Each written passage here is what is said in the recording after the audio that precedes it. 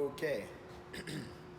I wanted to make this video today for a buddy of mine, Matt at Aroundsquare, specifically about using some of their products for hand health in Brazilian Jiu-Jitsu. I'm an older Jiu-Jitsu athlete, late 40s. My hands from 40 plus years of martial arts of various forms, fight professionally, a lot of gi, did judo for a long time before I started doing Brazilian Jiu-Jitsu. My hands, as you can imagine, are a little bit mangled. And a lot of people in martial arts, specifically grappling sports, and a lot of strength and conditioning athletes. I do strongman on the side as well. So it's like a lot of people in this space are dealing with hand issues and hand rehabilitation. If you look in the back of any strength and conditioning website, you'll see hand health stuff, and everything is kind of in the same zone of like squeezy balls and like extensors, like little rubber bands that you can open and do things like that. But hand conditioning, hand strength, hand rehabilitation is actually, I think, kind of an underserviced thing, especially in Jiu-Jitsu. So I want to look at a product he has now. It's called a Knucklebone, and generally it's a skill toy, is kind of what it's originally marketed as, a skill toy, or like a fidget toy. It's something to do with your hands. But the truth is, I found it unrelated to Jiu-Jitsu, but the truth is it's actually really, really helped me with my arthritis and with my recovery from training for my hands. So I'm gonna kind of look at some of this stuff. The basic idea of a Knucklebone, it kind of looks like a little dumbbell, right? This is one of the full brass heavy metal versions of it.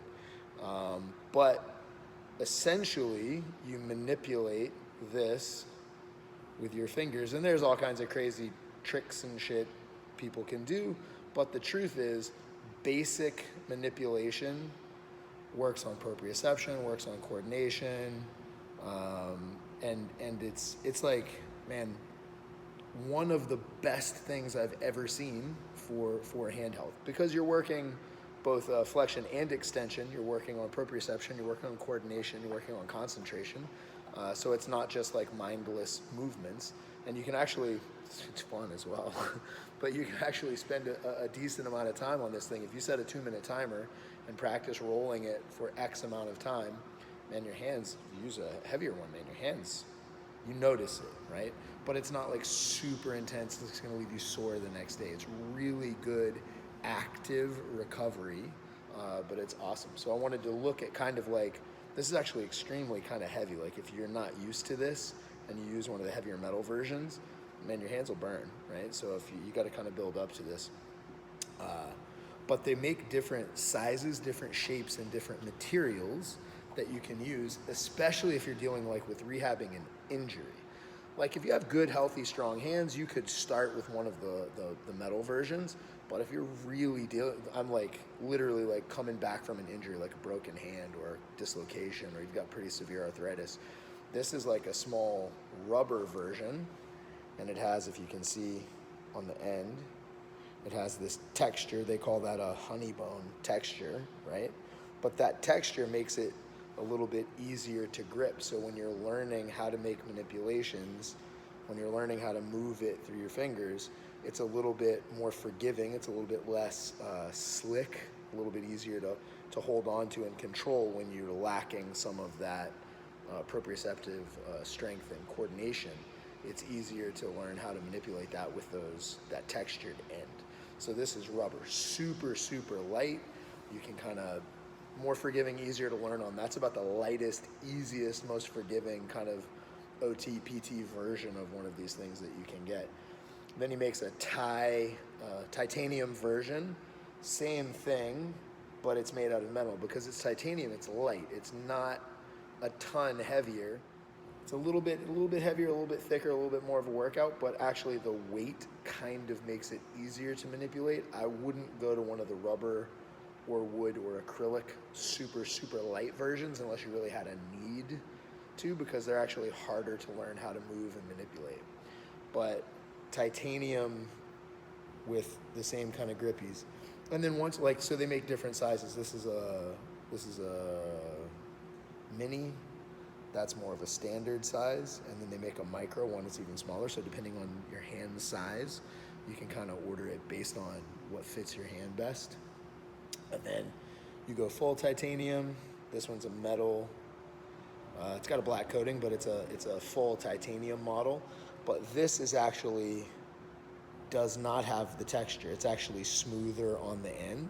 So it has a little bit less texture, so you have to use a little more hand strength to control and manipulate it.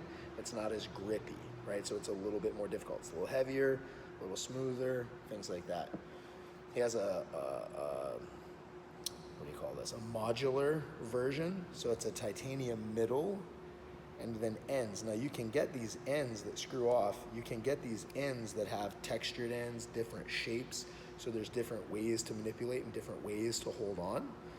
So the modular versions, I think, are probably the best version for hand health because you can change the size, shape, texture, and weights.